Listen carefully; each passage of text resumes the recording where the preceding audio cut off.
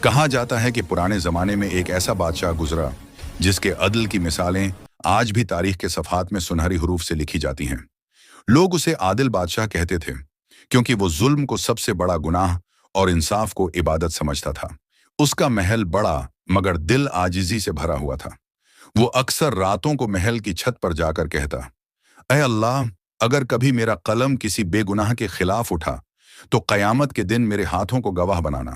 اس بادشاہ کے دور میں لوگ خوشحال تھے، بازاروں میں چہل پہل تھی اور دریا کے کنارے آباد گاؤں امن سے سوتے تھے۔ مگر ایک دن وہ واقعہ ہوا جس نے پورے ملک کو ہلا کر رکھ دیا۔ ایک غریب کسان دربار میں فریاد لے کر آیا۔ اس کا کپڑا پھٹا ہوا تھا، آنکھوں میں آنسو اور آواز میں کپکپاہٹ۔ وہ بولا، جہان پناہ، میرا اکلوتا بیٹا قتل کر دیا گیا۔ قاتل ایک امیر زمیندار کا بیٹا ہے، پولیس بھی اس کے ساتھ ملی ہوئی ہے، کوئی میری نہیں سنتا۔ دربار میں خاموشی چھا گئی، سب نگاہیں بادشاہ پر جم گئیں۔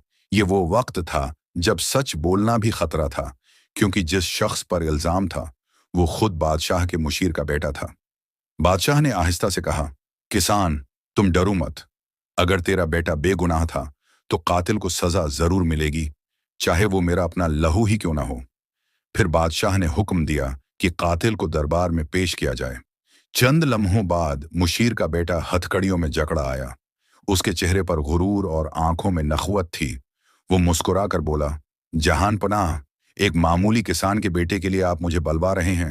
میں اشرافیہ سے ہوں، ہم پر قانون لاگو نہیں ہوتا۔ یہ سن کر دربار میں سرگوشیاں ہونے لگیں، مگر بادشاہ کے چہرے پر سکون تھا۔ وہ بولا، یہی تمہاری غلطی ہے، تم نے سمجھا کہ دولت انصاف سے بڑی ہے۔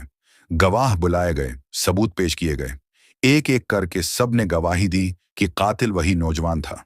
اب سب کی نظریں بادشاہ پر تھیں۔ مشیر گھٹنوں کے بل آ گیا، کہنے لگا، جہان پناہ، میں آپ کی خدمت میں برسوں رہا ہوں، میرے بیٹے کو معاف کر دیجئے، یہ جوان ہے، نادان ہے۔ بادشاہ نے گہری سانس لی اور بولا، جب جوانی ظلم کرنے لگے اور نادانی بے گناہ کی جان لے تو معافی انصاف کا قتل بن جاتی ہے۔ اس نے ججوں کو حکم دیا کہ قاتل کو عام مجرموں کی طرح سزا دی جائے۔ وزیر زمین پر گر پڑا، مگر بادشاہ نے فیصلہ واپس نہ لیا۔ سب نے دیکھا، ایک بادشاہ اپنے قریبی مشیر کے بیٹے کو خود سزا دیتا ہے۔ پورے شہر میں چرچا ہو گیا، لوگ کہتے تھے، یہ بادشاہ واقعی عادل ہے۔ کسان نے آنسوؤں کے ساتھ بادشاہ کے قدم چوم لیے، کہنے لگا، جہان پناہ، آپ نے میرا بیٹا واپس نہیں کیا مگر میرا ایمان لوٹا دیا ہے۔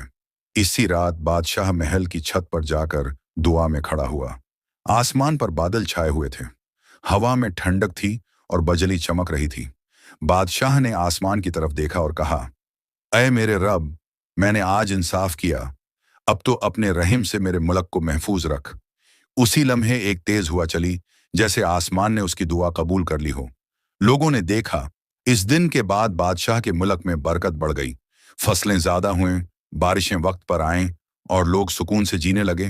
سال گزرتے گئے، جب بادشاہ کی وفات کا وقت آیا تو اس نے اپنے بیٹے سے کہا، میرے بعد اگر تخت پر بیٹھو تو کبھی عدل کو نہ چھوڑنا۔